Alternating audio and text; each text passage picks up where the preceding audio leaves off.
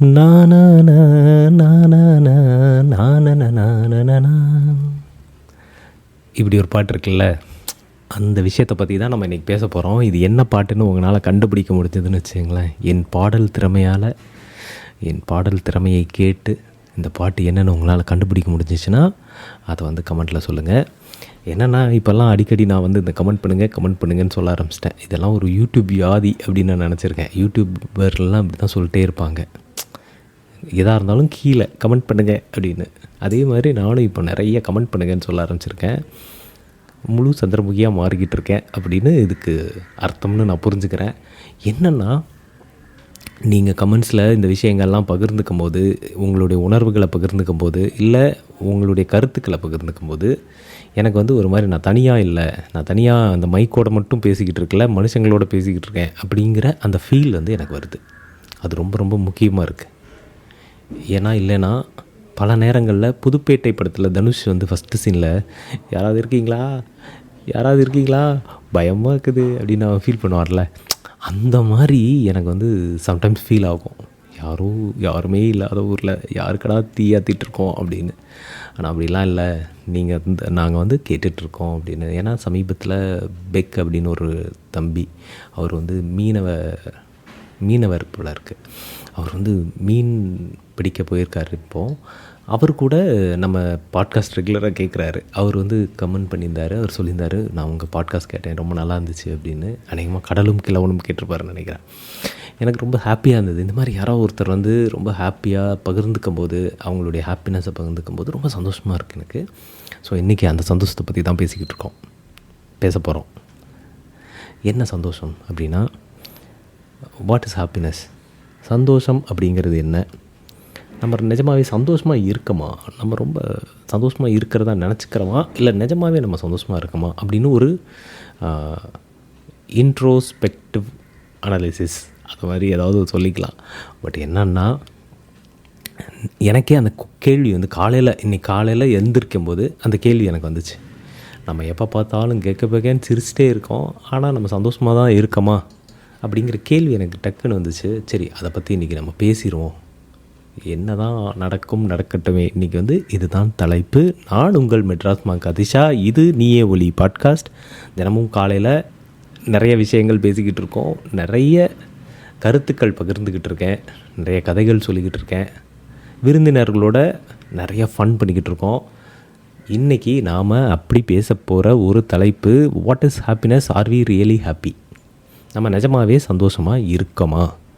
ஏன்னா நீங்கள் யோசிச்சு பாருங்கள், நீங்கள் வாழ்க்கையில் செய்கிற எல்லா விஷயமும் சந்தோஷத்துக்காக தான் இருக்கும்.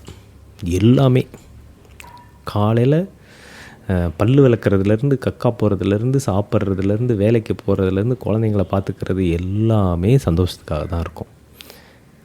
ஆனால் நம்ம சந்தோஷமாக இருக்குமா? ஒன்று, நம்ம ஒரு வேலை செய்கிறோன்னு வச்சுங்களேன், அதுக்கு 2 பர்பஸ் இருக்குது. ஒன்று சந்தோஷமாக இருக்கிறது, இன்னொன்று நம்ம ஏற்கனவே நல்லா சந்தோஷமாக இருப்போம், அந்த சந்தோஷத்தை கெடுத்துடாமல் இருக்கணும் அப்படிங்கிறதுக்காக நம்ம ஒன்று பண்ணுவோம். இல்லை சோகமாக ஆகிடக்கூடாது அப்படிங்கிறதுக்காக. ஏன்னா நமக்கு வந்து இந்த ஹாப்பினஸ் அப்படிங்கிறது ஆக்சிஜன் மாதிரி ஒரு அடிக்ஷன். நமக்கு வந்து அது ரொம்ப எப்போவுமே தேவையாக இருக்கக்கூடிய ஒரு உணர்வு. ஸோ அந்த உணர்வுக்காக தான் நம்ம எல்லாமே பண்ணிக்கிட்டு இருக்கோம். ஆனால் நம்ம நிஜமாகவே அதை அனுபவிக்கிறோமா, அதை ஃபீல் பண்ணுறோமா? நமக்குள்ளே வந்து மகிழ்ச்சி வந்து நிரம்பி இருக்கா, நம்ம வந்து அதை ஃபீல் பண்ணுறோமா அப்படின்னா எனக்கு தெரில. நிச்சயமாக நம்ம இல்லை அப்படிங்கிறதான் ஏன் பதில். மேபி உங்களுக்கு வந்து நான் எப்போவுமே சந்தோஷமாக இருக்கேன், நான் எது செஞ்சாலும் ரொம்ப சந்தோஷமாக செய்கிறேன், நான் அதில் எனக்கு ரொம்ப மகிழ்ச்சி அப்படின்லாம் சொன்னீங்கன்னா ஆல் தி பெஸ்ட், சூப்பர், நீங்கள் வந்து சூப்பர். ஆனால் எனக்கு அப்படி இல்லை. எனக்கு வந்து இந்த டவுட் இருந்துகிட்டே இருக்குது. நம்ம பண்ணுறதெல்லாம் சந்தோஷம் தருதா? நம்ம ஹாப்பியாக இருக்கோமா? நம்ம இது மகிழ்விக்குதா? அப்படின்ற ஒரு டவுட் வந்து உள்ளுக்குள்ளே இருந்துகிட்டே இருக்கும். இன்றைக்கி வந்து இந்த மகிழ்ச்சி இருக்கா இல்லையா அப்படிங்கிற மாதிரி. அப்போ எனக்கு அந்த கொஸ்டின் வந்துச்சு. அப்போது உண்மையான மகிழ்ச்சி அப்படிங்கிறது என்ன அப்படின்னு. மகிழ்ச்சி அப்படிங்கிறது ஒரு விஷயம் நமக்கு கிடச்சிச்சின்னா, நம்ம நினச்சது நடந்துச்சுன்னா நமக்கு சந்தோஷம் வரும். நம்ம ஒரு விஷயம் வேணும் அப்படின்னு நினச்சிக்கிட்டு இருப்போம், அந்த விஷயம் வந்து நமக்கு கிடச்சிருச்சுன்னு வச்சுக்கோங்க. அப்போ நம்ம ரொம்ப சந்தோஷப்படுவோம். இப்போது ஒரு பொண்ணு இருக்குது, அந்த பொண்ணை வந்து நான் டெய்லியும் சைட் அடிச்சிட்டே இருக்கேன். ரொம்ப அழகாக இருக்கா அந்த பொண்ணு அப்படின்னு. அப்போ என் மனசு வந்து சொல்லுது, அந்த பொண்ணு நம்மக்கிட்ட வந்து பேசினா ரொம்ப சந்தோஷமாக இருக்கும்ல அப்படின்னு. அப்போ அந்த பொண்ணு வந்து நம்மக்கிட்ட பேசுது, உடனே எனக்கு ஒரு சந்தோஷம் வருது. இப்போ ஒரு விஷயம் நமக்கு கிடச்சிருச்சு, அப்போ எனக்கு ஒரு ரொம்ப சந்தோஷமாக இருக்குது, ஹாப்பியாக இருக்கேன் நான். இப்போது ஒரு விஷயம் நடக்கணும்னு நினைக்கிறேன் நான். எனக்கு வந்து இந்த வேலை கிடைக்கணும், எனக்கு இவ்வளோ பணம் கிடைக்கணும், எனக்கு வந்து புகழ் கிடைக்கணும், எனக்கு ஒரு 100 லைக்ஸ் கிடைக்கணும், இத்தனை லிசனர்ஸ் கிடைக்கணும். இந்த மாதிரி எனக்கு ஏதோ ஒரு டார்கெட் வச்சுருக்கேன். அந்த டார்கெட் அச்சீவ் ஆகும்போது எனக்கு ஹாப்பினஸ் கிடைக்குது அப்படின்னு நான் நினைக்கிறேன். இது எதுவுமே இது நடக்காத போது எனக்கு சேட்னஸ் வருது. இப்படி தான் நம்ம ஹாப்பினஸ் வந்து உருவாகுது நமக்குள்ளே. நம்ம நினைக்கிறதெல்லாம் நடக்கும்போது, நம்ம விரும்பின மாதிரி எல்லாமே இருக்கும்போது, அப்போ நமக்கு ரொம்ப ஹாப்பியாக இருக்கும் அப்படின்னு நம்ம ஃபீல் பண்ணுறோம். ஆனால் தான் ரொம்ப முக்கியம். என்னென்னா, அப்படி நமக்கு வந்து கிடைக்கக்கூடியது இல்லை நடக்கக்கூடியது ரொம்ப சுலபமாக இருந்துச்சுன்னு வச்சுக்கோங்க, டக்குன்னு ஈஸியாக கிடச்சிருச்சுன்னா நமக்கு வந்து அந்த மகிழ்ச்சி வந்து ரொம்ப முழுமையாக இருக்கிறது இல்லை. நான் அதை கவனிச்சிருக்கேன். இப்போ வந்து எனக்கு ஒரு 1 கோடி ரூபா பணம் வேணும்னு வச்சுக்கேன், அது உடனே நாளைக்கு இப்போ காலையில் வந்து ஒருத்தர் எனக்கு கையில் காசை கொடுத்துட்டு போயிட்டாருன்னா, என்னடா அது எனக்கு ஃபஸ்ட்டு சந்தேகம் வரும், பயம் வரும். எதுக்கு இப்போ கொடுத்தானுங்க, ஏன் இப்போ எனக்கு உடனே இது கிடச்சிது, இது உழைக்காமல் சம்பாரித்த காசாச்சே, இதை நான் செலவு பண்ணலாமா, திரும்பி வந்து நம்மக்கிட்ட வந்து பிடுங்கிட்டு போயிடுவாங்களா, இந்த மாதிரியான ஒரு குழப்பம் நமக்குள்ளே வந்துகிட்டே இருக்கும். அதுவே நான் ரொம்ப கஷ்டப்பட்டு மாதம் கொஞ்சம் கொஞ்சமாக பணம் போட்டு சேர்த்து கடுமையாக உழைச்சி சம்பாரித்து அந்த 1 கோடி ரூபாயை சேர்த்துட்டேன்னு வச்சுங்க, அப்போ எனக்கு கிடைக்கிற மகிழ்ச்சி வேறையாக இருக்குது. ஒன்று ஈஸியாக கிடைக்கும்போது, எந்த சிரமமும் இல்லாமல் நடக்கும்போது நமக்கு வந்து முழுமையான ஒரு மகிழ்ச்சி கிடைக்க மாட்டேங்குது. அதில் ஏதோ ஒரு குறை இருக்குது நமக்கு. அது எதுவுமே நம்மளை எக்ஸைட் பண்ணுறதில்ல. ஆனால் கஷ்டப்பட்டு போராடி ஒன்று சாதிக்கும்போது கிடைக்கிற மகிழ்ச்சி இருக்குல்ல, அது வந்து இதை விட 100 மடங்கு அதிகமாக இருக்குது. அது வேறு லெவலில் இருக்குது அப்படின்னு நம்ம சொல்லலாம். அப்புறம் ஏன் அப்படி? நமக்கு வந்து வெறும் தேவை தான் அப்படின்னா, தேவைகள் தான் நம்மளுடைய தேவைகள் நிறைவேறும்போது, நம்மளுடைய எதிர்பார்ப்புகள் ஈடேறும்போது நமக்கு சந்தோஷம் கிடைக்கும் அப்படின்ற பட்சத்தில், அது ஏன் வந்து இவ்வளோ கஷ்டப்பட்டு கிடைச்சா தான் நம்ம சந்தோஷப்படுவோமா? ஏன் அப்படி? ஈஸியாக கிடச்சிட்டா நமக்கு ஏன் சந்தோஷம் வரமாட்டேங்குது? வருது, சந்தோஷம்லாம் இருக்கும். நமக்கு வந்து திடீர்னு லாட்ரியில் ஒரு 1 கோடி விழுந்துச்சுன்னா நம்ம சந்தோஷம் தான் படுவோம். ஆனால் இந்த கடுமையான பாத்தில் ஒரு விஷயம் பண்ணி கிடைக்கும்போது இருக்குல்ல, அது வந்து எப்போவுமே அதிகமான சந்தோஷத்தை கொடுக்கறதா இருக்குது. அது ஏன் அப்படின்னு எனக்கு தோணும். அப்போது ஹாப்பினஸ்லேயே சைஸ் இருக்குது. சின்ன சைஸ் ஹாப்பினஸ், பெரிய சைஸ் ஹாப்பினஸ். அந்த மாதிரி ஒரு சமயத்தில் அது சின்ன ஹாப்பினஸை கொடுக்கறதா இருக்கும். ஒரே விஷயந்தான், ஒரே காஃபி தான். நம்ம தனியாக குடிக்கும்போது ஒரு மாதிரியும், நம்ம நண்பரோடு குடிக்கும்போது ஒரு மாதிரியும், அதே காஃபியை லவ்வரோடு குடிக்கும்போது ஒரு மாதிரியும், அதே காஃபியை பிடிக்காதவங்க கூட குடிக்கும்போது ஒரு மாதிரின்னு ஹாப்பினஸ்க்கு நிறைய லெவல் இருக்குது. அதை வந்து சிற்றின்பம், பேரின்பம், அது மாதிரிலாம் நம்ம பிரிச்சுக்கலாம். என்னென்னா, எது இந்த ஹாப்பினஸோட லெவலை வந்து தீர்மானிக்குது அப்படின்னு யோசிக்கிறேன். அப்போது ப்ளெஷர் அப்படின்னு ஒரு விஷயம் இருக்குது. நம்ம வந்து சின்ன சின்ன சிற்றின்பங்கள் அப்படின்னு வச்சுக்கலாம். சிற்றின்பம், பேரின்பம்லாம் சின்ன வயசில் ஸ்கூலில் படிச்சிருப்போம். இந்த சிற்றின்பம் அப்படின்னு ஒரு விஷயம் இருக்குது. இதை வந்து ப்ளெஷர் அப்படின்னு நம்ம வச்சுக்கலாம். நம்ம வந்து ஒரு விஷயம் பண்ணுறோம், ஒரு பானத்தை அருந்துகிறோம், ஒரு நல்ல ஒரு ட்ரிங்க்கு, ஒரு நல்ல சாக்லேட் சாப்பிட்றோம், நல்ல உணவு சாப்பிட்றோம், இல்லை ஒரு சினிமா பார்க்குறோம், இல்லை ஒரு பாட்டு கேட்குறோம். இந்த மாதிரியான சின்ன சின்ன விஷயங்கள் செய்கிறதன் மூலமாக நமக்கு ஒரு மகிழ்ச்சி கிடைக்கிது. அந்த மகிழ்ச்சி வந்து அதை வந்து ப்ளெஷர்னு வச்சுக்கலாம். அதுலேயே எக்ஸ்ட்ரீம் ப்ளெஷர்னால் போதை மருந்துகள் பயன்படுத்துகிறதோ, இல்லை ஒரு சிகரெட் பிடிக்கிறதோ, குடிப்பதோ, இந்த மாதிரியான விஷயங்கள் எல்லாமே இந்த ப்ளெஷராக இருக்குது, ப்ளெஷரில் வருது. ஆனால் உண்மையாகவே இப்போ நீங்கள் யோசிச்சு பாருங்கள், நீங்கள் எப்போல்லாம் இந்த மாதிரியான மகிழ்ச்சி அனுபவிச்சிங்களோ அதெல்லாம் உங்களுக்கு ஞாபகம் இருக்கான்னா? இருக்காது. எப்போ என்ன அதனால் நமக்கு என்ன நடந்தது அப்படின்னு. ஆனால் அதுவே ரொம்ப கஷ்டப்பட்டு ஒரு விஷயம் பண்ணியிருப்போம், அது செய்யும் போது நம்ம ரொம்ப கஷ்டப்பட்டுருப்போம். ஸ்கூலில் படிக்கிறதுன்னு வச்சுக்கலாம், அதுதான் இருக்கலே ரொம்ப கஷ்டப்பட்டு நம்ம பண்ணதாக இருக்கும். ஏன்னா டெய்லி ஸ்கூலுக்கு போகணும் அப்படிங்கிறதே நமக்கு அப்போல்லாம் ரொம்ப கஷ்டமாக இருந்திருக்கும். ஆனால் இப்போ யோசிச்சு பார்த்தோம்னா அதுதான் ரொம்ப ஹாப்பியஸ்ட்டு டைம்ஸாக இருக்கும். மறுபடியும் அந்த காலத்துக்கு நம்ம போயிட மாட்டோமா? எத்தனை பேர் தெரியுங்களா, எல்லோரும் சொல்லுவாங்க, எனக்கு வந்து மறுபடியும் நான் ஸ்கூலுக்கு போகிற மாதிரி கனவு கண்டேன், எனக்கு ரொம்ப ஜாலியாக இருந்துச்சு அப்படின்னு. எனக்கும் அது அடிக்கடி வரும், நான் ஸ்கூலுக்கு போகிற மாதிரி, ஸ்கூலில் இருக்க ஃப்ரெண்ட்ஸோட ஜாலியாக இருக்க மாதிரி அப்படின்னு. நமக்கு அப்போது நமக்கு வந்து ஒரு குழந்தைய வந்து நம்ம கஷ்டப்பட்டு வளர்த்துருப்போம், அது நமக்கு பயங்கரமான சந்தோஷத்தை கொடுத்துருக்கோம்.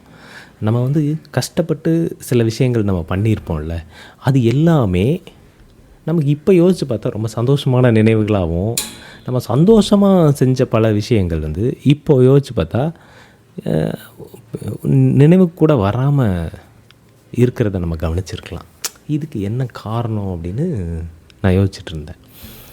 இது ஏன் அப்படின்னு ஒன்று தோணுது. அப்போது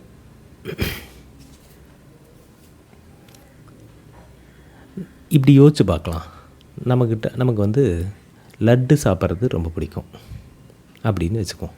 எனக்கு வந்து நிறைய லட்டு சாப்பிட்றது ரொம்ப பிடிக்கும்னா, நான் வந்து எக்கச்சக்கமான லட்டு சாப்பிட்றேன். ஒரே நாளில் உட்காந்து தனியாக உட்காந்து 10 லட்டு 100 லட்டு சாப்பிட்றேன் அப்படின்னா, அது எனக்கு ஒரு சந்தோஷத்தை கொடுக்குதுன்னு வச்சுக்குவோம். அதுவே ஒரே ஒரு லட்டு தான் என்கிட்ட இருக்குது, ஆனால் வீட்டில் என் ஃப்ரெண்ட்ஸ் இருக்காங்க 3 பேர், நாங்கள் எல்லாம் ஷேர் பண்ணி அந்த லட்டு சாப்பிட்றோன்னா அந்த ஹாப்பினஸ் வந்து வேறையாக இருக்குது. ஆக்சுவலாக அது ஒரு நல்ல நினைவாக இருக்குது. நம்ம எப்பெல்லாம் சந்தோஷமாக இருந்தோம், இந்த சிற்றின்பங்கள் நான் சொன்னேன்ல, எதையாவது சாப்பிட்டு எதையாவது பண்ணி ஏதாவது என்டர்டெயின்மெண்ட்டில் ஈடுபட்டு கிடைக்கிற சந்தோஷங்கள் இருக்குல்ல, இந்த சிற்றின்பங்கள் அப்படின்னு எடுத்துக்கிட்டோம்னா அது எல்லாமே எது ஞாபகமாக நம்மக்கிட்ட தங்கியிருக்குன்னு பார்த்தா, யாராவது நண்பர்களோட, நமக்கு உறவினர்களோட, இவங்க கூட சேர்ந்து செஞ்ச விஷயங்கள் தான் ஞாபகத்தில் இருக்கும். நம்ம தனியாக உட்காந்து ஏதாவது ஒன்று பண்ணியிருப்போம், சரக்கை போட்டிருப்போம், இல்லைன்னா காஃபி வாங்கி குடிச்சிருப்போம், லட்டு சாப்பிட்ருப்போம், ட்ராவல் பண்ணியிருப்போம். இதெல்லாம் விட நண்பர்களோடு பண்ணும்போது நமக்கு கிடைக்கக்கூடிய அந்த மகிழ்ச்சி இருக்குல்ல, அது வந்து ஒரு பேரின்பமாக மனசில் என்னென்னைக்கும் நிலச்சிருக்கிறது நீங்கள் கவனிச்சிருக்கீங்களா? இத்தனைக்கும் அந்த டைமில் நம்மக்கிட்ட வந்து காசு இருந்திருக்காது, பொருள் இருந்திருக்காது, ரொம்ப சின்ன விஷயங்கள் தான் வச்சுருந்துருப்போம். இப்போவுமே எனக்கெல்லாம் யோசித்து பார்த்தா, என்னுடைய மேன்ஷனில் வந்து அப்போல்லாம் கையில் காசு இருக்காது, மதிய சாப்பாட்டுக்கு வழி இருக்காது. நானும் என் ஃப்ரெண்டும் என்ன பண்ணுவோன்னா, 15 ரூபா தான் எங்ககிட்ட இருக்கும், 2 பேர்கிட்டையும் சேர்த்து. 2 பேரும் போய் என்ன பண்ணுவோன்னா, ஒரு சாண்ட்விட்சை வாங்கி அதை வெட்டி ஆளுக்கு பாதி சாப்பிடுவோம். அந்த எக்மோரில் வந்து மியூசியம் பக்கத்தில் அந்த சாண்ட்விச் கடைலாம் ரொம்ப ஃபேமஸ் அங்கே. அப்போ அந்த சாண்ட்விச் கடைக்கு நாங்கள் போனோன்னா அங்கே வந்து சாண்ட்விச் விற்பாங்க. ஹிந்திக்காரங்க தான் விற்றுட்ருப்பாங்க. இப்போ எங்கே பார்த்தாலும் ஹிந்திக்காரங்க இருக்காங்க. அப்போல்லாம் அங்கே மட்டும்தான் அந்த ஹிந்திக்காரங்க வந்து சாண்ட்விச் விற்றுட்ருப்பாங்க. அந்த எக்மோர் அல்சா மால்னு நினைக்கிறேன், அல்சா மால் பக்கத்தில் தான் அந்த சாண்ட்விச் கடை இருக்கும்.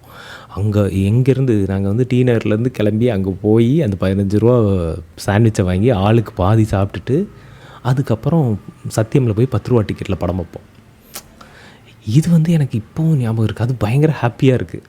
அப்போல்லாம் எதுவுமே இல்லை, ஆனால் ரொம்ப ஹாப்பியாக ஒரு ஹாஃப் சாண்ட்விச் சாப்பிட்டுட்டு ஒரு படத்தை போய் 10 ரூபா டிக்கெட்டில் பார்த்துருக்கோம் அப்படிங்கிறது இருக்குல்ல, அது ரொம்ப சந்தோஷம் கொடுக்கக்கூடியதாக இருக்குது. அப்போ சந்தோஷம் கொடுக்கக்கூடியதுன்னா என்ன? அது பணத்துக்கும் அதுக்கும் சம்மந்தம் இல்லை, அதுக்கும் நம்ம அனுபவிக்கிற பொருட்களுக்கும் சம்மந்தம் இல்லை. அப்போ ஹாப்பினஸ் எங்கேருந்து வருது அப்படின்னு இந்த கொஸ்டின்ஸ் வருது. அப்போது அதனால தான் நமக்கு வந்து எப்போவுமே மனுஷங்க ரொம்ப தேவைப்படுறாங்கன்னு எனக்கு தோணுது. மனுஷங்க கூட இருக்கும்போது நம்ம மனுஷங்களோட சேர்ந்து சில விஷயங்கள் நம்ம பண்ணும்போது ரொம்ப ஹாப்பியாக ஃபீல் பண்ணுறோம் அப்படின்னு தோணுது. தனியாக நம்ம ஒரு விஷயத்தை என்ஜாய் பண்ணுறதை விட மனுஷங்களோட சேர்ந்து பகிர்ந்து சில விஷயங்கள் பண்ணும்போது நமக்கு ரொம்ப அதிகமான ஹாப்பினஸ் கிடைக்குது அப்படின்னு எனக்கு தோணுது. பட் என்னென்னா, என்னை மாதிரி இன்ட்ரோவர்ட்டான ஆளுங்களுக்கு வந்து இந்த நண்பர்கள் கிடைக்கிறதோ, அவங்க கூட டைம் ஸ்பெண்ட் பண்ணுறதோ ரொம்ப கஷ்டமாக இருந்திருக்கும். பட் ஆனால் அந்த கிடைச்ச ஒரு சில நண்பர்கள், அவங்களுடைய நினைவுகள் தான் என்னென்னைக்குமான ஒரு ஹாப்பி மெமரிஸாக இருக்குது. ஏன்னா நம்ம கடைசி காலத்துக்கு நம்ம சேர்த்து வைக்கிறதுன்றது சொத்து கிடையாது, ஹாப்பி மெமரிஸ் தான். இதெல்லாம் நினச்சி சந்தோஷப்பட்டுக்கலாம். இந்த சந்தோஷம்தான் நினச்சி சந்தோஷப்பட்டுக்கிறோம்ல, இதுக்காக தான் நம்ம இவ்வளோ கஷ்டப்படுறோமா அப்படின்னு எனக்கு கேள்வி வருது. ஸோ என்னென்னா, அப்போது நிலையான சந்தோஷம் அப்படிங்கிறத அடையணுன்னா நம்ம என்ன பண்ணணும்? நிலையான சந்தோஷம், ரியல் ஹாப்பினஸ், அதாவது இந்த சிற்றின்பம்லாம் இல்லை, கால ஓட்டத்தில் மறந்து போகக்கூடிய மகிழ்ச்சிகள் இல்லாமல் உண்மையாகவே மனநிறைவோடு வாழ்கிறதுக்கும் மகிழ்ச்சியாக இருக்கிறதுக்கும் நம்ம என்ன பண்ணலாம் அப்படின்னா, அதுக்கு சில வழிகள் இருக்குது. ரொம்ப ஈஸியான டெக்னிக்ஸ். இப்போது நம்ம எப்போல்லாம் இப்போ ட்ரூவாக சந்தோஷமாக இருக்கோம், நிஜமாகவே சந்தோஷமாக இருக்கிறதுக்கு நம்ம என்ன செய்யணும் அப்படின்னு யோசிச்சு பார்த்தோம்னா, நான் நல்லா யோசிச்சு பார்க்குறேன். எப்போல்லாம் நான் யாருக்காவது உதவி செய்கிறேன், தன்னலம் கருதாத உதவி. தன்னலம் கருதாத உதவினா என்னென்னா, நீங்கள் வந்து அன்னோன் பர்சனுக்கு எந்த எதிர்பார்ப்பும் இல்லாமல் திருப்பி அவங்க செய்யணும்னு நினைக்காம ஒரு உதவி நம்ம செய்கிறோம்ல. இப்போ நான் வந்து சென்னை வெள்ளத்தப்போ நிறைய பேருக்கு ஹெல்ப் வந்து வாங்கி கொடுத்தேன். என்கிட்ட அப்போல்லாம் காசு இல்லை. நான் வந்து நிறைய பேர்கிட்ட இருந்து பணத்தை திரட்டி அதனால் என்னால் ஏதோ ஒரு விஷயத்தை ஒருத்தருக்கு செய்யும்போது எனக்கு ஒரு பயங்கர ஹாப்பி வருது, ரொம்ப சந்தோஷமாக இருக்குது. அந்த சந்தோஷம் இருக்குல்ல, அது ரொம்ப நிலையான சந்தோஷமாக இருக்குது. அது எப்போல்லாம் அதை நான் நினைக்கிறேனோ அப்போல்லாம் எனக்கு ரொம்ப ஒரு உற்சாகம் வரும், ரொம்ப சந்தோஷம் வரும். அடுத்தவங்களுக்கு உதவி செய்யும்போது நமக்கு ரொம்ப சந்தோஷம் ஜாஸ்தியாக வருது. அதுவும் நம்ம யாருன்னு அவங்களுக்கு தெரியாது, அவங்க யாருன்னு நமக்கு தெரியாது. இந்த அன்னோன் ஹெல்ப் பண்ணிக்கிறோம்ல, அப்போ வந்து நமக்கு ஒரு சரியான சந்தோஷம் ஒன்று நமக்கு கிடைக்கிது. ஏன்னா நம்ம வந்து அவங்கக்கிட்ட வேறு எதையுமே எதிர்பார்க்கறதில்ல, ஈவன் நன்றியை கூட நம்ம எதிர்பார்க்குறதில்ல. அந்த இடத்துல தான் நமக்கு ஒரு ரியல் ஹாப்பினஸ் கிடைக்கிது அப்படின்னு நான் நினைக்கிறேன். அதுக்கு அடுத்தது மனுஷங்களை மன்னிக்கும் போதும் கருணையோடு இருக்கும்போதும் நமக்கு ரொம்ப சந்தோஷம் வருது. நான் ஒன்று செஞ்சிட்டேன் பாரு, நான் வந்து எனக்கு தீங்கு நினச்சோன்னே நான் கருணையோடு மன்னிச்சு விட்டுட்டேன் அப்படிங்கிறது வந்து நமக்கு ரொம்ப சந்தோஷத்தை கொடுக்கக்கூடியதாக இருக்குது. அப்புறம் வேறு எது வந்து ஒரு நிலையான சந்தோஷத்தை கொடுக்கக்கூடியதாக இருக்குது அப்படின்னு யோசிச்சா, அறத்தோடு இருக்கிறது. நான் வந்து அன்றைக்கி நம்ம பரிசல் இருக்கார் நண்பர், அவர் வந்து ஒரு நாள் ஒரு கூட்டத்தில் பேசும்போது ஒரு விஷயம் சொன்னார். அவருடைய நண்பர் சொன்ன விஷயம் ஒன்று, அறத்தோடு இருக்கிறது அப்படின்னா என்னென்னா, 4 பேர் பார்க்கும்போது 4 பேர் கவனிக்கும்போது நேர்மையாக இருக்கிறது இல்லை, யாருமே பார்க்காத போது, யாருமே கவனிக்காத போது, யாரும் கேள்வி கேட்க மாட்டாங்கன்ற நிலையில் கூட ஒருத்தன் நேர்மையாக அறத்தோடு நேர்மையாக இருக்கிறது தான் உண்மையான அறம் அப்படின்னு. அந்த நேர்மைக்கு ஒரு மகிழ்ச்சி இருக்குது தெரியுங்களா, நேர்மைக்கும் அந்த அறத்துக்கும் ஒரு மகிழ்ச்சி இருக்குது. அந்த மகிழ்ச்சி வந்து ரொம்ப முக்கியமானது. அது நிஜமாகவே ஒரு நிலையான மகிழ்ச்சியை நமக்கு கொடுக்கக்கூடியதாக இருக்கும். கடைசியாக வந்து நான் ஒரு விஷயம் கவனிச்சிருக்கேன். நான் கூட ஆடாத ஆட்டம்லாம் ஆடியிருக்கேன். ஒரு சின்ன அதிகாரம் நமக்கு கிடைக்கும்போது நமக்கு வந்து ரொம்ப மண்டையில் வந்து சூடு ஏறிடும். எல்லாரையும் வந்து எறும்பு போல் பார்க்க ஆரம்பிப்போம். அதாவது வானத்தில் உயர பறக்கும்போது எல்லோரும் குட்டி குட்டியாக தெரிய ஆரம்பிப்பாங்களே, அந்த மாதிரி. அந்த அதிகாரம் எல்லாமே நிலையற்றது. ஒரு பணிவு இருக்குல்ல, நம்மக்கிட்ட எல்லா அதிகாரமும், நம்மக்கிட்ட எல்லா புகழும் பணமும் பேரும் எல்லாம் இருக்கும்போதும் நம்ம ரொம்ப பணிவோடு இருக்கிறது இருக்குல்ல, அது ரொம்ப நல்ல ஒரு மகிழ்ச்சியை நமக்கு கொடுக்கக்கூடியதாக இருக்கும். மற்றவனுக்கு செஞ்சு கொடுன்றான், அதை நம்ம பண்ணும்போது நமக்கு ஒன்று கிடைக்கும் பாருங்கள் மகிழ்ச்சி. அதுதான் சிறந்த மகிழ்ச்சியாக இருக்கும். அதுதான் the art of being happiness அப்படின்னு எனக்கு தோணுது. நான் எதை எதிர்பார்க்குறனோ அதை மற்றவனுக்கு செஞ்சு கொடுக்குறது இருக்குல்ல, எது என்னை சந்தோஷப்படுத்துமோ அதை இன்னொருத்தனோட ஷேர் பண்ணிக்கிறது இருக்குல்ல, அதுதான் உண்மையான மகிழ்ச்சியாக இருக்கும். ஸோ இன்றைக்கி உங்களோட பேசினது எல்லாமே எனக்கு ரொம்ப மகிழ்ச்சியாக இருந்துச்சு. நான் தொடர்ச்சியாக இதை உங்களோட பகிர்ந்துக்கிறேன் இல்லையா, தினம் ஏதோ ஒன்று பகிர்ந்துக்கிறதே எனக்கு ரொம்ப மகிழ்ச்சி தரக்கூடிய ஒன்றா மாறிட்டுருக்கு. ஸோ எல்லாருக்கும் மிக மிக நன்றி. முக்கியமாக எனக்கு கமெண்ட் பண்ணுற அந்த நேயர்களுக்கு ஸ்பெஷல் நன்றி. நீங்கள் எல்லோரும் ரொம்ப ஹாப்பியாக இருங்க, சந்தோஷமாக இருங்க, ஸ்மைல் பண்ணிக்கிட்டே இருங்க. இடுக்கண் வருங்கால் நகுக. அதுவரை உங்களிடமிருந்து விடைபெறுவது உங்கள் மெட்ராஸ் மாங்காதிஷா. இது நீயே ஒளி பாட்காஸ்ட்.